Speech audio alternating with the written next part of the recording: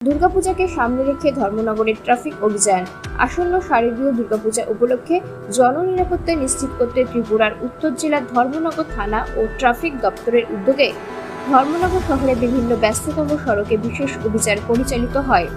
এই অভিযানে মূলত হেলমেটবিহীন মোটরবাইক আরোহী এবং দ্রুতগামী বাইক চালকদের বিরুদ্ধে ব্যবস্থা নেওয়া হয়। শহরের দিঘিরপাড় এলাকা ও রাজবাড়ী ট্রাফিক পয়েন্টে একাধিক বাইক থামিয়ে চালকদের নথিপত্র ও সড়ক নিয়ম মেনে চলার বিষয়টি খতিয়ে দেখা হয়। নিয়ম ভঙ্গকারীদের বিরুদ্ধে জরিমানার নোটিশ জারি করা হয়।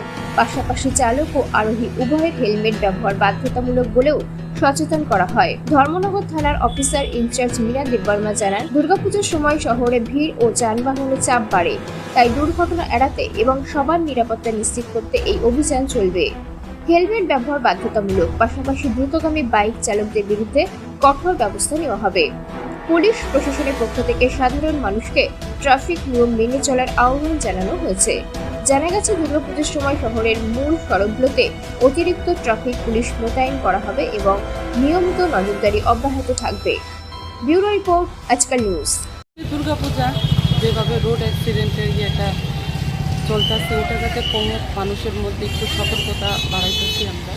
তো ট্রাফিক পিএস, ধর্মনগর পিএস সবাই মিলে আমরা চেষ্টা করতেছি একটু রোড ইনসিডেন্টটা অ্যাকচুয়ালি কমুক, ওইটা আমরা পাচ্ছি। ফাইন করা হইতেছে আর আপনার পিআরের ইয়েটা কয়েকটা দিন চেষ্টা চালাই যেমন মানুষের মধ্যে একটু পরিবর্তন দেয়। এটা তো আমাদের ইয়ে না, ওদের সেফটির লাগে অনেকে ইয়ে হয়, প্রবলেম হয়। তাদের সেফটির লেগে আমরা গাড়ি খালি আমরা রাজি আছি, এটা আমরা চালাই না। এটার মধ্যে যারা অনেকে পেছনে যারা বসে ওরা হেলমেট ব্যবহার করে না, আমরা চেষ্টা করতেছি ওরাও যাতে হেলমেট পরে, ওইগুলো আমরা দেখতে